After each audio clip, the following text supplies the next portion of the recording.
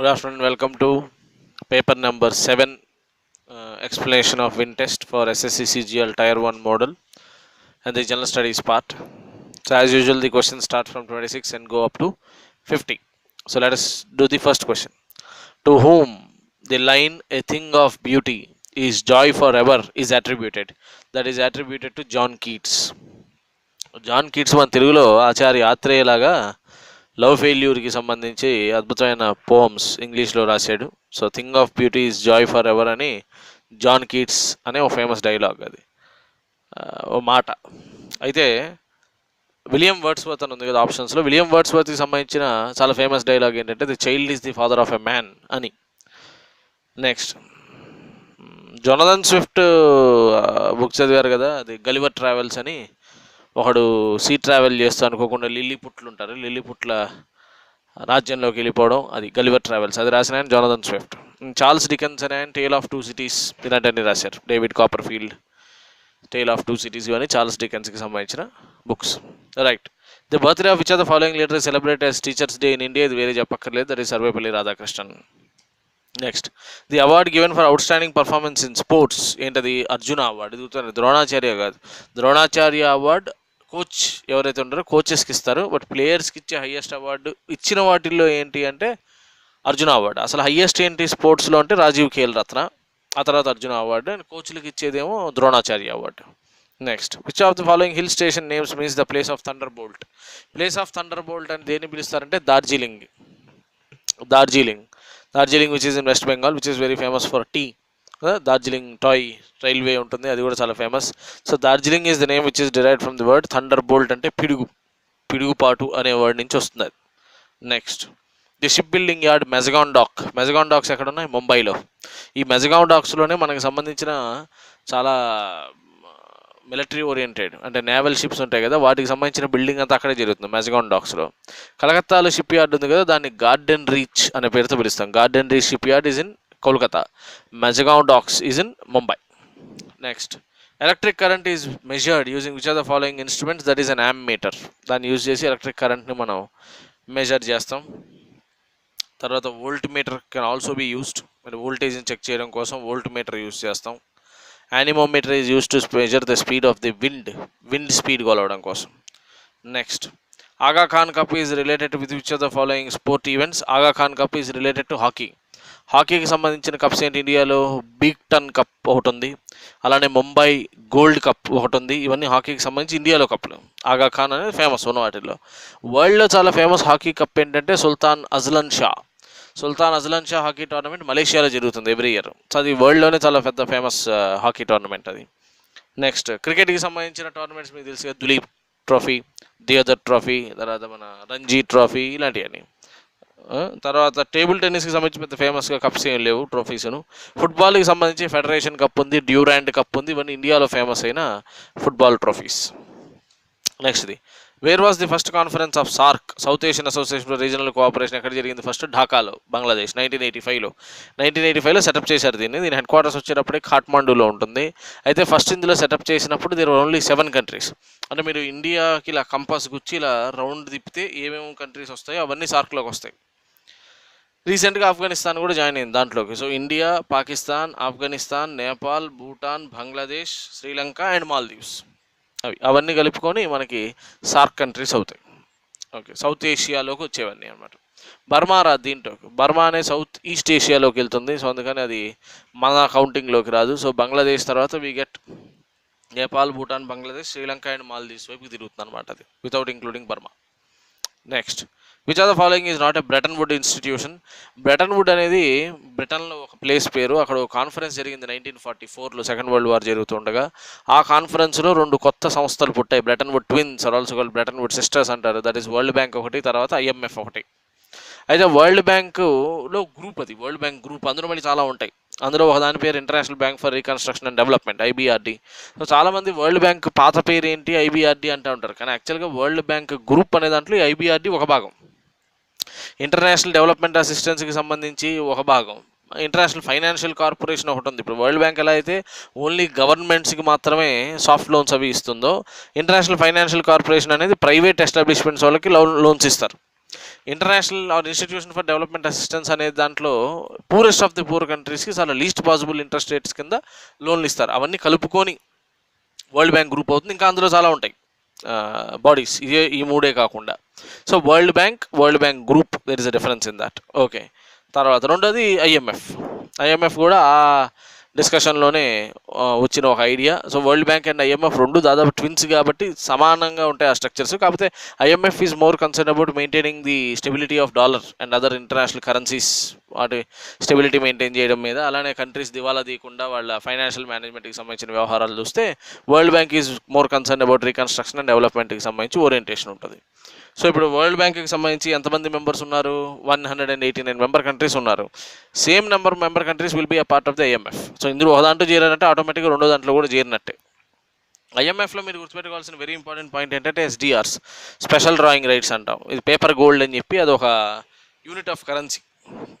ఎవరెవరైతే ఐఎంఎఫ్లో మెంబర్స్ ఉంటారో వాళ్ళు కాంట్రిబ్యూట్ చేసేదాన్ని ఎస్డిఆర్స్లో కొలుస్తాం. మనం ఎలా అయితే రూపాయల్లో కొలుస్తామో అలా ఎస్డిఆర్స్ అనే యూనిట్లో దాన్ని కొలుస్తారనమాట. వరల్డ్ బ్యాంక్కి ప్రెసిడెంట్ ఎవరు ప్రస్తుతం? Jim Yang Kim. మరి ఐఎంఎఫ్కి సిఇఓ ఉంటారు ఎవరు? Christian Lagarde. So world bank president జనరల్గా అమెరికా వాళ్ళకి వస్తుంది, whereas IMF chairman or the CEO అనే పదవి ఇప్పుడు యూరోపియన్ యూనియన్కి సంబంధించిన వాళ్ళకి వస్తుంది అనమాట. రైట్. అయితే ఇంతకీ ఆన్సర్ ఏంటి దీనికి అంటే OECD, organisation for economic cooperation and development. ఓఈసీడీని 1961లో సెటప్ చేశారు. 35 మెంబర్ కంట్రీస్ ఉంటారు దాంట్లో. దీని హెడ్ క్వార్టర్స్ వచ్చేటప్పటికి ప్యారిస్, ఫ్రాన్స్లో ఉంటుంది. వీళ్ళ మీటింగ్ ఎవ్రీ ఇయర్ అక్కడే జరుగుతుంది. ఆ 35 మెంబర్ కంట్రీస్ వాళ్ళ డెవలప్మెంట్కి సంబంధించిన డిస్కషన్లు చేసుకుని ఒక multilateral forum, organisation for economic cooperation and development అంటాం. Right. Next, the equilibrium price in the market is determined by. So equilibrium ప్రైస్ని మనం మార్కెట్లో ఎలా డిటర్మిన్ చేస్తామా? ఈక్విలిబ్రియం పొజిషన్ వేరు, అంటే బ్రేక్ ఈవెన్ పాయింట్ వేరు, ఈక్విలిబ్రియం ప్రైస్ వేరే. No let's try to understand this very carefully. Equilibrium position అంటే where your total cost is equal to your total revenue, whereas equilibrium price వచ్చేటప్పటికి marginal cost should be equal to your marginal revenue. అది తెలుసుకోండి difference. So equilibrium position of a firm is different, where your total cost is equal to your total revenue. Equilibrium price is where your marginal cost, అంటే every extra unit produce చేయడానికి పడుతున్న cost every extra unit అమ్మడానికి వస్తున్న రెవెన్యూకి సమానం అయ్యేటట్టుగా set చేసేదాన్ని equilibrium price అంటాం. So try to understand the difference. Next, in the national context which are the following indicates macroeconomics అంటే, ఇప్పుడు మైక్రో ఎకనామిక్స్ అంటే ఏం చెప్పాను? ఒక మనిషి, ఒక ఫ్యామిలీ, లేకపోతే ఒక ఫర్మ్, ఒక ఇండస్ట్రీ, దానికి సంబంధించిన వ్యవహారాలు మాట్లాడితే దట్ ఈస్ మైక్రో ఎకనామిక్స్. ఒక దేశం మొత్తానికి సంబంధించిన విశేషం, ఇంటర్నేషనల్ దేశాల మొత్తానికి సంబంధించిన విశేషాలు మాట్లాడితే మ్యాక్రో ఎకనామిక్స్. ఇప్పుడు చూడండి, ఇందులో sales of Bata shoe company, ఒక కంపెనీకి సంబంధించిన వ్యవహారం, అది micro. Exports of mangoes to UK, మొత్తం ఇంటర్నేషనల్ ట్రేడ్ గురించి మాట్లాడట్లా, ఏదో ఒక ఎక్స్పోర్ట్ ఆఫ్ ఒక పర్టికులర్ ఐటమ్ గురించి మాట్లాడుతాం, అది కూడా ఒక కంట్రీకి మాట్లాడుతున్నాం. సో అందుకే ఇది మైక్రోనే. ఇన్కమ్ ఫ్రమ్ రైల్వేస్, ఒక ఇండస్ట్రీ గురించి మాట్లాడుతున్నాం, అది మైక్రోనే. సో దేర్ ఫర్ ఆన్సర్ ఏంటి? Inflation in India. ఎందుకంటే ఇన్ఫ్లేషన్ అనేది ఎవడు ఒకటి మీద చూపించే ఇంపాక్ట్ కాదు, ఇండియా మొత్తం మీదకి సంబంధించి మాట్లాడే కాన్సెప్ట్ అది. సో అందుకని that is micro approach. Next, internal economies of scale. Internal economies of scale, external economies of scale రెండు ఉంటాయి. ఎకానమీస్ ఆఫ్ స్కేల్ అంటే అర్థం ఏంటంటే the more output we generate, per unit cost will keep coming down. ఎందుకంటే మన fixed cost కాన్స్టెంట్గా ఉంటాయి, only variable cost మాత్రమే మారుతాయి. So internal economies of scale ఎప్పుడు వస్తాయి? అవి ఒక ఫర్మ్కి వస్తాయి. ఇప్పుడు నేను ఒక కంపెనీ అనుకోండి, ఒక ఫర్మ్ అనుకోండి, నాకు యాజ్ అన్ ఇండివిజువల్ ఫర్మ్గా ఇంటర్నల్ ఎకానమీస్ ఆఫ్ స్కేల్ వస్తుంది ఎప్పుడు నా అవుట్పుట్ నేను బాగా ఇంక్రీజ్ చేసినప్పుడు. ఇప్పుడు రెంట్ ఉందనుకోండి, రెంట్ నేను 10 సెల్ ఫోన్లు తయారు చేసినా నా ఫ్యాక్టరీకి అదే రెంట్ కట్టాలి, 1000 సెల్ ఫోన్లు తయారు చేసినా నా ఫ్యాక్టరీకి అదే రెంట్ కట్టాలి. అప్పుడు అది ఆటోమేటిక్గా పర్ యూనిట్ ఏమవుతుంది? డిస్ట్రిబ్యూట్ అవుతుంది. సో ఫిక్స్డ్ కాస్ట్ అనేవి డిస్ట్రిబ్యూట్ అవుతాయి. కాబట్టి ఇంటర్నల్ ఎకానమీస్ ఆఫ్ స్కేల్ ఒక ఫర్మ్కి వస్తాయి ఎప్పుడు? When the firm is able to increase their output. External economies of scale ఎప్పుడు వస్తాయి? ఒక ఎంటైర్ ఇండస్ట్రీకి వస్తాయి. ఇండస్ట్రీ అంతా ఎదగడం వల్ల వస్తాయి. ఉదాహరణకి ఐటీ ఇండస్ట్రీ అంతా బాగా ఎదుగుతుంది అనుకోండి, ఐటీ ఇండస్ట్రీ మొత్తానికి ఆ అడ్వాంటేజ్ ఎక్కువ అవుతుంది అనుకోండి, that is external economies of scale అంటాం. So internal economies of scale is more firm specific, whereas external economies of scale is more related to the entire industry. Next, one of the features of free market economy. Free market economy are also called laissez-faire అంటాం. Laissez-faire state, ఈ పేరు ఏంటారు? Laissez-faire అంటే no government intervention. Government అసలు వ్యాపారంలో collect చేసుకోకూడదు, వ్యాపారం అంతా వ్యాపారస్తులు చేసుకుంటారు. అది కూడా ఎలాగా? కాంపిటేటివ్ ప్రైస్ మీద. ఎవడైతే తక్కువ ప్రైస్కి బెస్ట్ క్వాలిటీ ఇస్తాడో వాడు నిలబడతాడు, లేనోడు పోతాడు. This is the free market economy without any restrictions as such on trade and commerce అనేది వీళ్ళ concept. So free market economy ఏం ఊహించిందంటే ది కస్టమర్ విల్ హ్యావ్ సోవరైనిటీ. ఇప్పుడు వాడు కొనమంటే వీడికి ఉండగా కస్టమర్, వీడికి అవసరం ఉండాలి కదా, అండ్ ఆ అవసరానికి తగినట్టుగా వాళ్ళు వెతుక్కుంటారు ఫ్రీ మార్కెట్ ఎకానమీ. ఇప్పుడు కమ్యూనిస్ట్ గవర్నమెంట్లు ఉన్నాయనుకోండి, కమ్యూనిస్ట్ గవర్నమెంట్లో గవర్నమెంట్ తయారు చేస్తుంది. ఇప్పుడు రైల్వేస్ లాగా, రైల్వేలో కస్టమర్కి ఏమీ చాయిస్ లేదు. ఇప్పుడు అదే రైలు నేను దాంట్లో నుంచి ఎక్కగానే నీకు వాసన వస్తున్నా, గబ్బు కొడుతున్నా, త్రూగా వెళ్ళినా, టైంకి చేరకపోయినా ఎప్పుడైనా ఆ రైలు ఎక్కాల్సిందే. You don't have choice. But వేరే ఇప్పుడు ఇవి చూసుకోండి, మన బస్సులు ఉన్నాయనుకోండి, బస్ ట్రాన్స్పోర్టేషన్, అందులో మీకు ప్రైవేట్ పీపుల్ ఉన్నారు. ఇప్పుడు ఆర్టీసీ బస్ నచ్చకపోతే ప్రైవేట్ ఎక్కచ్చు, ప్రైవేట్లో ఒకటి నచ్చకపోతే ఇంకో బస్ ఎక్కచ్చు. So the customer will have sovereignty as far as the advocates of free market economy are concern. So ఒకప్పుడు హెరోవియన్ సోషలిజం మనం ఫాలో అయినప్పుడు మిక్స్డ్ ఎకానమీ పెట్టాం. సో ప్రైవేట్ సెక్టర్ అనేది పూర్తిగా ప్రాఫిట్ ఓరియంటేషన్లో పనిచేస్తుంది కాబట్టి పీపుల్ని బతికించడానికి గవర్నమెంట్ కూడా ఉండాలని పబ్లిక్ సెక్టర్ యూనిట్స్ని మనం బాగా ఎంకరేజ్ చేసాం. ఆ స్టేజ్ నుంచి over period of time public sector units nepotism వల్ల కానీ, రెడ్ టేపిజం వల్ల కానీ, బ్యూరోక్రసీ వల్ల కానీ బాగా దెబ్బతిన్నాయి, ఇన్ఎఫిషియెంట్గా అయిపోయినాయి. అందుకనే స్లోగా మళ్ళీ వాటన్నిటిని డిస్ఇన్వెస్ట్మెంట్ చేసి వాటిని మళ్ళీ ప్రైవేటైజ్ చేసే ప్రయత్నాలు చేయడం మనం స్టార్ట్ అయినాయి. ఇదంతా నియో లిబరల్ అవుట్లుక్ అంటారు దీన్ని రోల్ బ్యాక్ ఆఫ్ స్టేట్ అంటారు. అంటే ప్రభుత్వం వెనక్కి వెళ్ళిపోవాలి బిజినెస్లో నుంచి. బిజినెస్ మొత్తాన్ని ఎవరికి ఓపెన్ చేసేయాలి? ప్రైవేట్ ఇండివిజువల్స్కి ఓపెన్ చేసేయాలి, and they compete and they try to give the best quality product at least possible price అనేది ఈ కాన్సెప్ట్, ఫ్రీ మార్కెట్ ఎకానమీ అనే concept. Okay, next gross national product minus depreciation ఏమిస్తుంది? ముందు క్లాస్లో చెప్పాను కదా చాలాసార్లు. GDP minus depreciation will give NDP, GNP minus depreciation will give NNP. So net national product వస్తుంది. The panchayat samiti remains accountable for its functions to. ఇప్పుడు చూడండి, Balwant Rai Mehta committee ఇచ్చిన రిపోర్ట్ ప్రకారంగా 3 టైర్ పంచాయతీరాజ్ సిస్టమ్ ఉంది. ఫస్ట్ ఏమో గ్రామ పంచాయతీ, మిడిల్ లెవెల్లో పంచాయతీ సమితి, పైన జిల్లా parishad. So gram panchayat is accountable to panchayat samiti పైన ఉన్న వాళ్ళకి, పంచాయతీ సమితి ఈజ్ అకౌంటబుల్ టు ది జిల్లా పరిషత్. అయితే మనం ఏం చేసామంటే పంచాయతీ సమితి అనే కాన్సెప్ట్ని 1985 ప్రాంతంలో ఎన్టీ రామారావు గవర్నమెంట్ ఉన్నప్పుడు ఈ అశోక్ మెహతా అనే ఆయన ఇచ్చిన రికమెండేషన్స్ని బేస్ చేసుకుని పంచాయతీ సమితి అనే కాన్సెప్ట్ తీసేసి అక్కడ మండల పరిషత్ అనే కాన్సెప్ట్ ఇంట్రడ్యూస్ చేసాం. సో అందుకని ఏపీ స్పెసిఫిక్గా ఎలా ఉంటాయంటే ప్రిలిమినరీ లెవెల్లో గ్రామ పంచాయతీ, మిడిల్ లెవెల్లో మండల పరిషత్, అండ్ హయ్యర్ లెవెల్లో జిల్లా పరిషత్ ఉంటుంది. సో మండల పరిషత్ ఈజ్ అకౌంటబుల్ టు ది జిల్లా పరిషత్ అండ్ ది గ్రామ పంచాయతీ ఈజ్ అకౌంటబుల్ టు మండల పరిషత్. అట్లా ఉంటుంది అనమాట structure. Right, next the legislature gains a priority over the executive in the parliamentary democracy. Legislature అంటే శాసనసభ ఆర్ పార్లమెంట్, ఎగ్జిక్యూటివ్ అంటే prime minister and the council of ministers. ఇప్పుడు వాళ్ళు ఇష్టం వచ్చినట్టు చేయొచ్చా? చట్టాలు అవి కుదరదు. చెయ్యాలంటే నీకు బలం కావాలి, హౌస్లో నీకు బలం ఉండాలి. ఆ హౌస్లో బల ప్రకారమే నువ్వు మెజారిటీ చూపించి కొన్ని బిల్స్ పాస్ చేయాలి. అవి పాస్ అయితేనే దాన్ని అమల్లోకి తీసుకురావాలి. కరెక్ట్గా లేకపోతే జ్యుడిషియరీ అని ఆపుతుంది. సో ఎగ్జిక్యూటివ్ మీద లెజిస్లేచర్ యొక్క ప్రామినెన్స్ కలెక్టివ్ డెసిషన్ మేకింగ్లో అంటే పార్లమెంటరీ ఫామ్ ఆఫ్ గవర్నమెంట్లో ఉంటుంది. అది ఎక్కడ ఉండదు? ప్రెసిడెన్షియల్ ఫామ్ ఆఫ్ డెమోక్రసీలో ఉంటుంది. సో ప్రెసిడెన్షియల్ ఫామ్ ఆఫ్ డెమోక్రసీలో president will take a particular action. అయితే దానికి కూడా రాటిఫికేషన్ కావాలనుకోండి, బట్ ఇక్కడ ఉన్నంత రిస్ట్రిక్షన్స్ కంపారిటివ్గా ప్రెసిడెన్షియల్ డెమోక్రసీలో ఉండవు. So in parliamentary democracy we will find the legislature having higher control over the executive. Next, అసలు అథారిటేరియన్ గవర్నమెంట్ అయితే ఏమీ ఉండదు. Authoritarian government autocracy is rule by 1 person. Dictatorial rule ఉందనుకోండి, నేనే పార్లమెంటు, నేనే జడ్జి, నేనే ఎగ్జిక్యూటివ్ కూడా, నో బడీ కెన్ క్వశ్చన్ అస్. అలా సరే. The legislature in a democratic country can influence public opinion by focusing attention on public issues.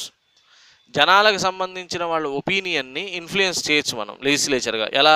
వాళ్ళకి సంబంధించి ఏవైతే సమస్యలు ఉన్నాయో వాటి మీద మనం చర్చలు చేసి, ఆ చర్చలు చేయడానికి నెంబర్ ఆఫ్ మోషన్స్ ఉన్నాయి కదా మనకి. అడ్జర్న్మెంట్ మోషన్ ఇవ్వడం, కాలింగ్ అటెన్షన్ మోషన్ ఇవ్వడం, లేకపోతే ఎజెండా, బిజినెస్ అడ్వైజరీ కమిటీ మీటింగ్లో ఉన్న ఎజెండాలు డిసైడ్ చేయడము, వీటన్నిటి ద్వారా పబ్లిక్ ఇష్యూస్ని మనం పార్లమెంట్లో కానీ అసెంబ్లీలో కానీ డిస్కస్ చేయడం ద్వారా we can try to influence the public opinion. Right. If the president wants to resign from his office, he may do so by writing to the vice president. So president resignation vice ప్రెసిడెంట్కి రాస్తారు, vice president resignation రివర్స్లో ప్రెసిడెంట్కి రాస్తారు. అయితే president vice ప్రెసిడెంట్కి రాసిన తర్వాత ఒక xerox copy he'll also send it to the Lok Sabha speaker. ఎందుకంటే president is a part of the entire parliament. So అందుకని పార్లమెంట్లో 2 హౌసులు పాస్ చేసిన బిల్లుని ప్రెసిడెంట్ సైన్ చేస్తేనే యాక్ట్ అవుతుందని ఇంతకుముందు ఒకసారి చెప్పాను. సో అందుకని వైస్ ప్రెసిడెంట్కి ఇన్ రైటింగ్ ఇస్తారు, ఒక కాపీని మాత్రం లోక్సభ స్పీకర్కి కూడా పంపుతారు, because he is also a part of the parliament అనే మాటలోకి వస్తారు కాబట్టి. Next, which are the following is not a union territory? సింపుల్గా చెప్పచ్చు, నాగాల్యాండ్. ఇండియాలో మొత్తం ఎన్ని యూనియన్ టెరిటరీస్ ఉన్నాయి? By the way 7 union territories ఉన్నాయి. నాగాల్యాండ్ అనేది స్టేట్, ఒకప్పుడు యూనియన్ టెరిటరీ, తర్వాత స్టేట్ హుడ్ వచ్చింది నాగాల్యాండ్కి. Next, the greatest king of the Pratihara dynasty ఎవరు? ఆ డైనాసిటీ స్టార్ట్ చేసిన వాడే Mihir Bhoja or also called Adi Varaha అంటారు, అది ఆయన బిరుదు. Mihir Bhoja or also called Adi Varaha. ఆ ప్రతిహార డైనాసిటీ మొత్తంలోకి గొప్పవాడు ఇతను. ఇతని కోర్టులో రాజశేఖర అని ఒక ఫేమస్ పోయెట్ కూడా ఉండేవాడు. కర్పూర మంజరి, కావ్య మీమాంస ఇలాంటి బుక్స్ బోర్డులను రాశాడు అతను రాజశేఖర. నెక్స్ట్, భోజుడు అనే ఆయన ప్రతిహారాలో ఉంటాడమో అలానే పరమారాలో కూడా ఉంటాడు. పరమార డైనాసిటీ ఆర్ పవార్స్ అంటాం కదా, అందులో ఒక భోజ ఉన్నాడు, అతను వేరు. ఇది ప్రతిహార డైనాసిటీ, ఇందులో ఒక భోజుడు ఉన్నాడు, ఇతను వేరు. పరమార డైనాసిటీలో ఉన్న భోజ ఇస్ అ వర్సటైల్ జీనియస్. అతను సమరాంగణ సూత్రధార, తత్వప్రకాశిక ఇలాంటి బుక్స్ అని ఆయన రాశాడు.